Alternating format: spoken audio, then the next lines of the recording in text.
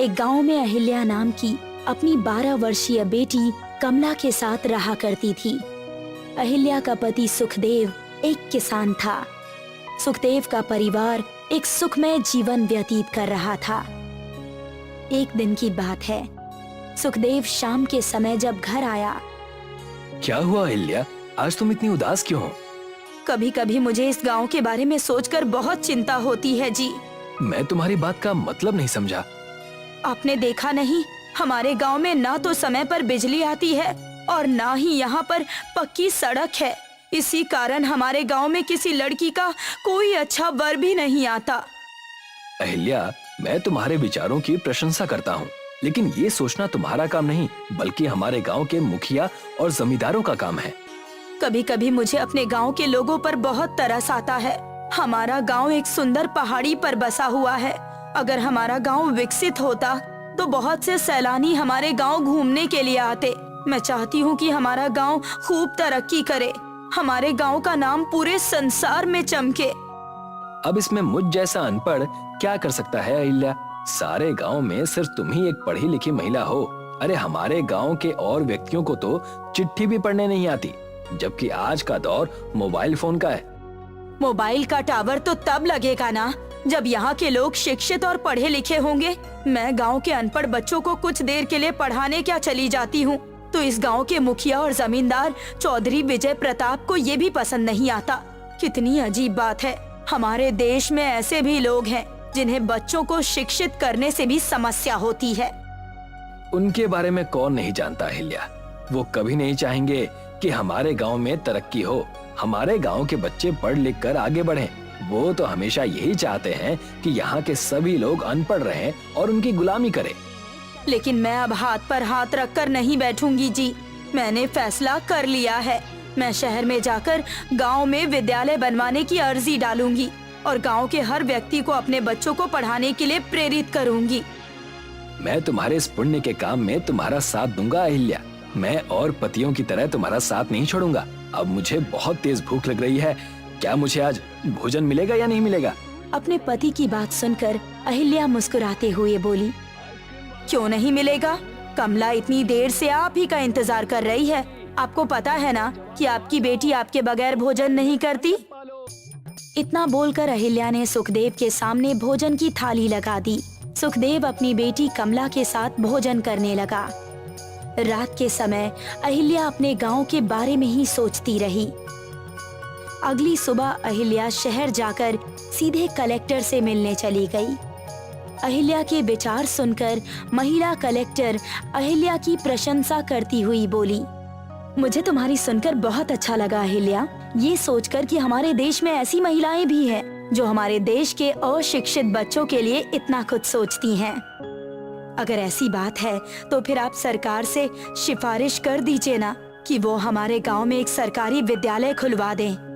मुझे विद्यालय खुलवाने में कोई समस्या नहीं है अहिल्या, लेकिन सवाल ये है कि तुम्हारे गांव में पढ़ाने कौन आएगा, क्योंकि तुम्हारे गांव से दूसरे गांव बहुत दूरी पर हैं। बहुत कम टीचर ही पढ़ाने के लिए मानेंगे। आप उसकी चिंता मत कीजिए। आप हमारे गांव में प्राइमरी स्कूल की शुरुआत करवा दीजिए। मैं बच्चों को पढ़ाऊंगी, मैं उन्हें शिक्षित करूंगी। कुछ समय बाद जब ये बच्चे पढ़कर बड़े हो जाएंगे तो फिर उन्हें देखकर दूसरे गांव के बच्चे भी हमारे गांव में पढ़ने जरूर आएंगे। कम से कम हमें शुरुआत तो करनी चाहिए ना।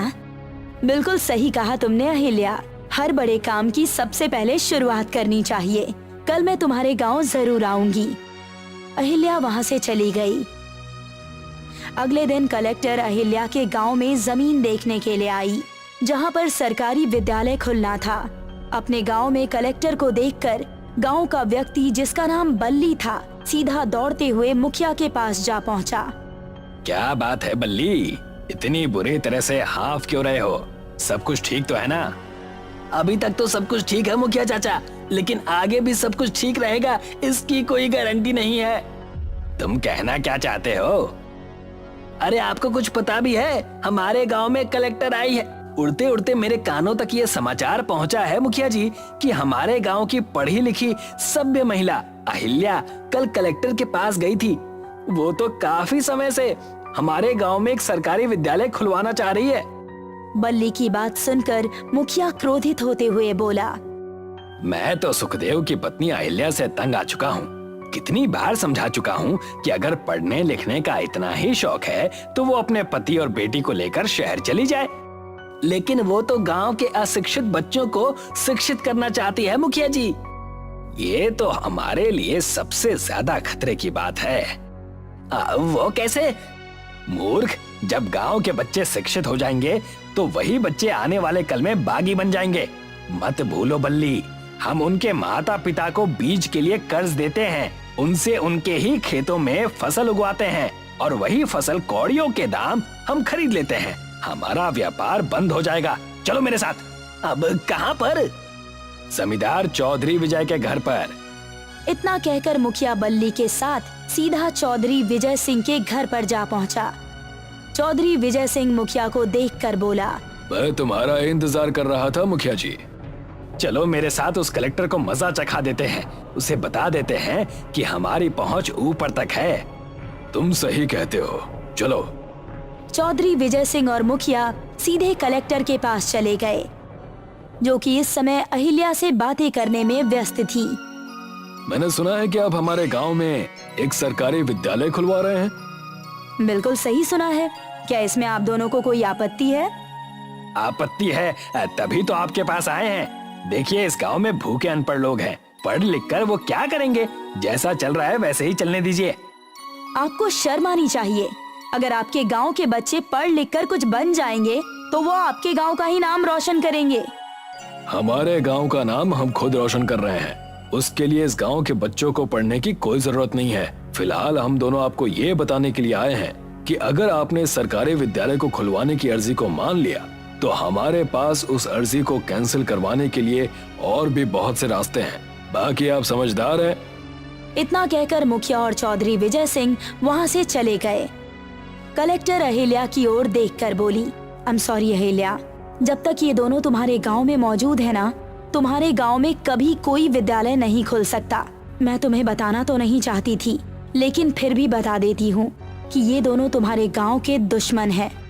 लेकिन आप तो कलेक्टर है ना, आप उनके खिलाफ कोई कार्रवाई क्यों नहीं करती? चौधरी विजय सिंह के जान पहचान बहुत ऊंचे ऊंचे लीडर्स से हैं। वो मेरा ट्रांसफर करवा देंगे और होगा कुछ नहीं तो बेहतर यही होगा कि अब मुझे यहाँ से चले जाना चाहिए और तुम भी इस गांव में स्कूल खुलवाने का सपना भूल ही जाओ। इतना कहकर कलेक्टर वहाँ से चली गई। अहिल्या उदास होकर अपने घर पर चली गई। उधर मुखिया चौधरी विजय सिंह से बोला, अब सुखदेव की पत्नी अहिल्या का कुछ करना होगा। तुम सही कहते हो, तुम चिंता मत करो। अहिल्या के पति सुखदेव ने मुझसे बीज के लिए कर्ज लिया था। हाँ, लेकिन वो गांव में पहला व्यक्ति है जो किसी भी कागज पर अंगूठा नहीं लगाता। हम उसका क्या कर सकते हैं? मत भूलो मुखिया कि सब काम कानून के मुताबिक नहीं होते। हम इस गांव के चौधरी हैं, हम कुछ भी कर सकते हैं। अगले दिन चौधरी विजय सिंह और मुखिया सीधे सुखदेव के खेत में जा पहुँचे और सुखदेव के खेत पर कब्जा कर लिया। सुखदेव मुंह लटकाकर सीधे अपने घर आ गया और आकर उसने देखा कि अहिल्या और कमला बाहर उदास खड़ी हुई थी। तुम दोनों घर के बाहर उदास क्यों खड़ी हुई हो? विजय सिंह और मुखिया ने अपने गुंडे भेजकर हम दोनों को घर से बाहर निकाल दिया। अपनी पत्नी अहिल्या की बात सुनकर सुखदेव बुरी तरह से परेशान हो गया। अहिल्या क्रोधित होती हुई सीधे चौधरी विजय सिंह के घर पर पहुंची। तुम्हें क्या लगता है चौधरी कि तुम्हारी इन धमकियों से और तुम्हारी इस क्रूरता से मैं डर जाऊंगी? मैं अब इस गांव में विद्यालय खुलवा कर ही रहूंगी। मैं भी देखती हूँ कि तुम मुझ पर कितना अत्याचार करते हो। फिलहाल तो जाकर अपने रहने का इंतजाम करो अहिल्या। तुम्हारा नाम अहिल्या जरूर है, लेकिन तुम अहिल्याबाई नहीं हो। अहिल्या रोती हुई वहाँ से चली गई। सुखदेव अपने परिवार को लेकर जंगल में भटकने लगा कि तभी एक बूढ़ी औरत झुकी हुई कमर के साथ एक बड़ा सा मटका लिए हुए अहिल्या के पास आकर बोली, क्या बात है बेटी, तुम रो क्यों रही हो? अहिल्या उस बूढ़ी औरत को बहुत गौर से देखने लगी। अहिल्या को उस बूढ़ी औरत की आंखों में एक ममता नजर आई। अहिल्या ने रोते हुए सारी घटना उस बूढ़ी औरत को बता दी। इस संसार में जब भी कोई मनुष्य अच्छा काम करता है तो उसके कई दुश्मन बन जाते हैं। इतना बोलकर उस बूढ़ी औरत ने वो बड़ा सा मटका अहिल्या को पकड़ा दिया। ये क्या है? मैं तुम्हें इसके बारे में सब बता दूंगी। इस मटके को लेकर अपने गांव पहुंच जाओ। जैसे ही तुम इस मटके को जमीन में रखोगी, ये मटका एक बड़ा मटका स्कूल में बदल जाएगा। ये एक जादुई मटका है। इतना कहकर वो औरत अचानक से वहाँ से चली गई। सुखदेव अपनी पत्नी से बोला, कौन थी वो औरत? पता नहीं कौन थी, पर पता नहीं क्यों मुझे उस औरत की बातों में सच्चाई नजर आती है। तुम्हें वाकई लगता है कि ये मटका स्कूल में परिवर्तित हो जाएगा? कोशिश करने में क्या जाता है, चलिए चलते हैं। सुखदेव अपने परिवार के साथ अपने गांव वापस आ गया।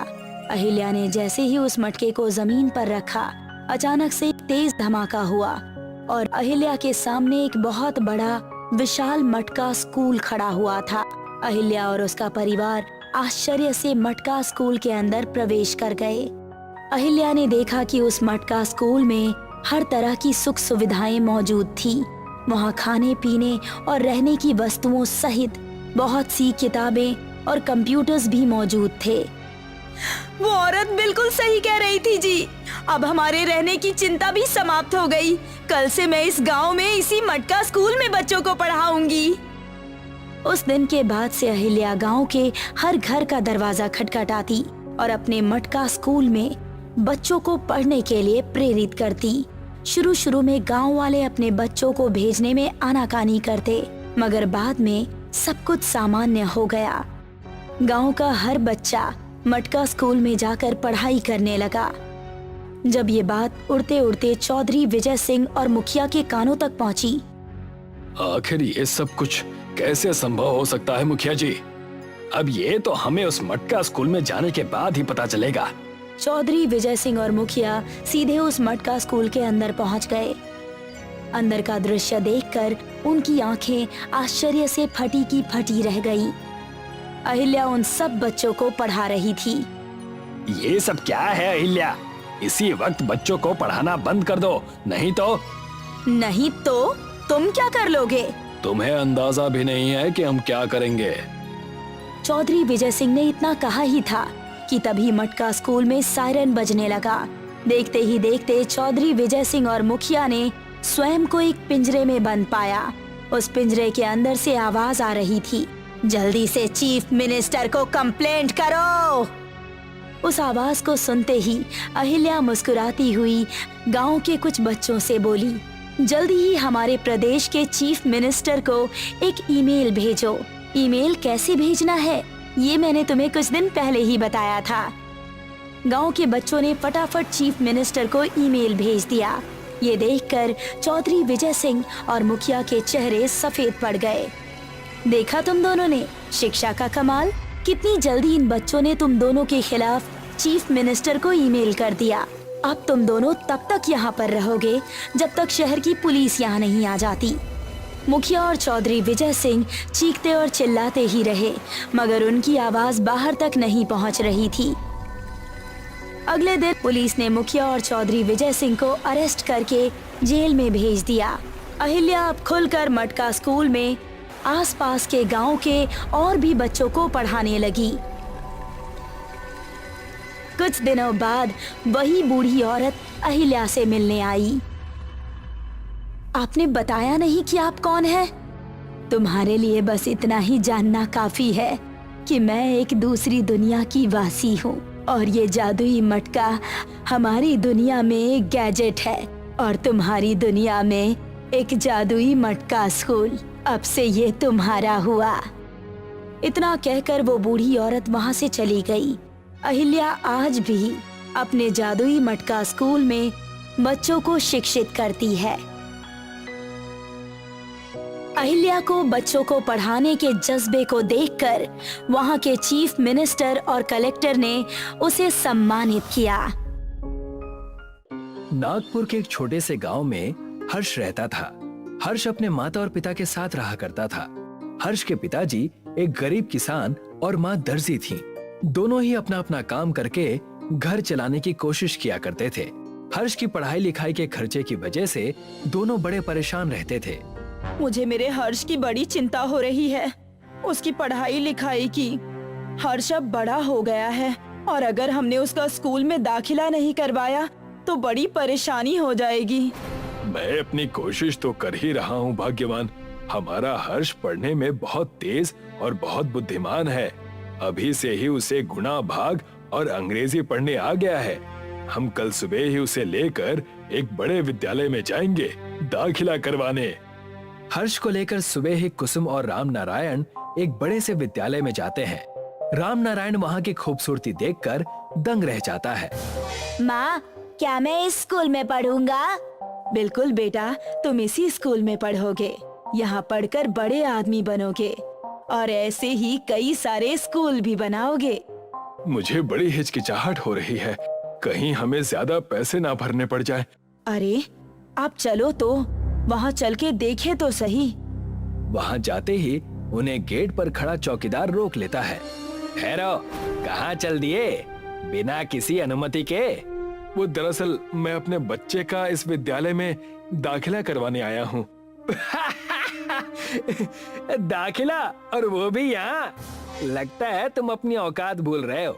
यहाँ बस अमीरों के बेटे आते हैं और तुम्हें देखकर लग रहा है कि तुम कहीं कचरा साफ करते हो।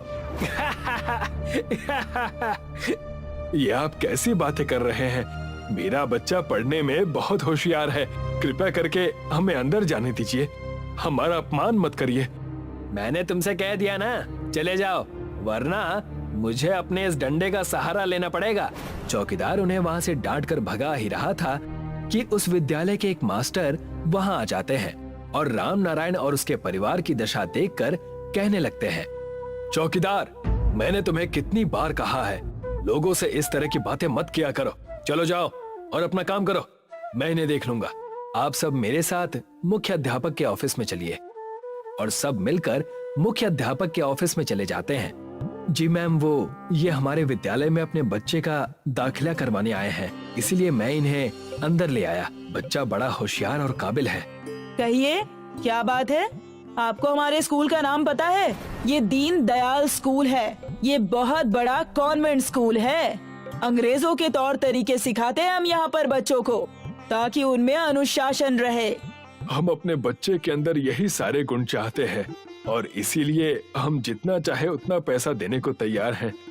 राम नारायण के इतना कहने से प्रिंसिपल और उस मास्टर की आंखें लालच से चमक जाती हैं। तब मास्टर ने उस प्रिंसिपल मैडम से चुपके से कहा, ये गरीब भले हैं, लेकिन इनकी लाचारी का हम पूरा फायदा उठा सकते हैं। अपने बच्चे को पढ़ाने के लिए ये पूरे पैसे दे देंगे।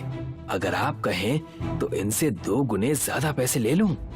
ये भी कोई कहने की बात है? उनके यहाँ से पैसे आएंगे तभी तो हमारे बच्चे और परिवार खुशी से रहेंगे। जितना लूट सकते हो लूट लो। हमारे विद्यालय में 25,000 में दाखिला होता है, मैं इन्हें 50,000 कहूँगा, आप हामी भर देना। राम नारायण, तुम 50,000 रुपए लाकर दे दो और अपने बच्चे का इस विद्यालय में दाखिला करवा दो। मालिक, इतने पैसे मैं कहाँ से लाऊंगा? क्या मुझे थोड़ा वक्त मिल सकता है क्या? देखो, अगर अपने बच्चे की भविष्य की सुरक्षा चाहते हो तो दाखिला लो, वरना हमारा समय बर्बाद मत करो। दफा हो जाओ, जब पैसे हो जाए ना तब आना। राम नारायण, कुसुम और हर्ष वहाँ से निराश होकर घर चले जाते हैं। पिताजी, मेरे उम्र के सारे बच्चे स्कूल जाने लगे हैं, अच्छी अच्छी टिफिन लेकर। मैं कब जाऊंगा? तुम जरूर जाओगे बेटे, बस थोड़ा सा इंतजार करो। मुझे हर्ष की बड़ी चिंता हो रही है। 50,000 रुपए हम कहाँ से लाएंगे? अपने बच्चे को पढ़ाने के लिए मैं कुछ भी कर सकता हूँ। क्यों ना हम चलकर गांव में रामू काका की मदद ले। गांव में सबसे पुराने और पढ़े लिखे वही हैं। वो हमारी मदद जरूर करेंगे। राम नारायण और कुसुम रामू काका के घर जाते हैं और उन्हें सारी समस्या बताते हैं। तब रामू काका उनसे कहते हैं, तुम अपने बच्चे को हमारे गांव के विद्यालय में क्यों नहीं डाल देते? हमारे गांव के विद्यालय में? हमारे गांव में विद्यालय है कहाँ? गांव में कोई अच्छी शिक्षा नहीं दे सकता, इसीलिए तो उन्हें दूसरे गांव या शहर के विद्यालय में डाला जाता है। तुम दोनों मेरे साथ आओ, मैं तुम्हें अपने गांव में ही कुछ दिखाता हूँ। रामू काका उन्हें जंगल के रास्ते से एक गुफा की ओर ले जाते हैं। और कहते हैं, इस गुफा में जाओ, तुम्हें सब पता चल जाएगा। जैसे ही कुसुम और राम नारायण गुफा में जाते हैं, किसी दूसरे ही दुनिया में पहुंच जाते हैं और उनके सामने एक बड़ी सी पाठशाला नजर आती है जो पूरी सोने की होती है। उस पाठशाला में सोने की घंटी होती है, सोने का ब्लैक बोर्ड, सोने का बेंच जिस पर सारे बच्चे पढ़ाई कर रहे होते हैं। ये सारी चीजें देखकर कुसुम और राम नारायण चौंक जाते हैं और रामू काका से पूछते हैं, ये सब कैसे हो सकता है? हमारे गांव में सोने की पाठशाला कैसे हो सकती है? और ये गुप्त क्यों है? तब जाकर रामू काका उन्हें सब बताते हैं। अंग्रेजों के डर की वजह से ये स्कूल हमारे पूर्वजों ने यहाँ बनवाया था ताकि हमारी संस्कृति और विचार ना बदले। मेरे पिताजी इस विद्यालय के शिक्षक थे। एक दिन उन्हें अंग्रेजों ने पकड़ लिया। तुम 2 कौड़ी के लोग हमारे जैसे स्कूल्स खोल रहे हो, तुम्हें तो मैं छोड़ूंगा नहीं। लेकिन हमने तुम्हारा क्या बिगाड़ा है? अपने बच्चों को पढ़ाकर तुम हमसे आगे बढ़ना चाहते हो? ये मैं हरगिज नहीं होने दूंगा। तुम हमसे चाहते क्या हो? हम क्या करें? पूरे नागपुर गांव में जितना सोना है तुम हमें लाकर दो और अपनी ये गंदी सी स्कूल बंद करके यहाँ से चले जाओ। मैं इन्हें ये सोना हरगिज नहीं दूंगा। सारे सोने को लेकर उस जंगल के गुफा में छुपा दूंगा और अपनी अलग दुनिया बनाऊंगा। उस वक्त से लेकर अब तक हम नागपुर गांव वाले इस सोने की स्कूल को खुफिया तरीके से चला रहे हैं। हे भगवान, तो असली बात ये है कि आप मेरे बच्चे को भी इस सोने के स्कूल में दाखिला देंगे? कृपा करें रामू काका, मेरे बच्चे को शिक्षा की बहुत जरूरत है। मैं तुम्हारे बेटे को इस विद्यालय में तभी लूंगा जब तुम शहरी विद्यालय की पोल खोलोगे। उन लोगों ने हमारे गांव के कई सारे लोगों को ठगा है, उन्हें तुम्हें पकड़वाना होगा। हम बिल्कुल ऐसा ही करेंगे, उन्हें सजा दिलवा कर रहेंगे। इसके लिए हमें एक सबूत देना होगा। तुम उसकी चिंता मत करो, जितने पैसे उन्होंने मंगवाए हैं उतने पैसे लेकर जाओ। मैं पीछे से पुलिस को बता दूंगा, तब उन्हें रंगे हाथ हम पकड़ लेंगे। कुसुम और राम नारायण ने ऐसा ही किया। वो पैसे लेकर उस महंगे विद्यालय में चले गए और राम नारायण ने प्रिंसिपल से कहा, जी ये लीजिए आपके पैसे, पूरे 50,000 हैं। हाँ हाँ, लाओ लाओ। मुझे पहले से ही पता था कि तुम अपने बच्चे को हमारे पास ही पढ़ाओगे। अरे इतना अच्छा स्कूल जो है और कहाँ सोने की पाठशाला में पढ़ता। लाओ, मुझे पैसे दो। जैसे ही राम नारायण ने पैसे प्रिंसिपल को दिए, पैसे हाथ से लेते ही उस कमरे में पुलिस वाले घुस गए और उन्हें रंगे हाथों पकड़ लिया। तुम्हें हम हवालात में अच्छी शिक्षा देंगे। मैं और मेरे पति मेहनत करके दिन रात लोगों के घरों का काम करके अपने बच्चे को पढ़ाना चाहते थे, और तुम हो कि तुम्हें शर्म ही नहीं है। प्रिंसिपल और मास्टर दोनों रंगे हाथ पकड़े गए और इसी तरह हर्ष अपने सोने की पाठशाला में अपनी शिक्षा पूरी करने लगा।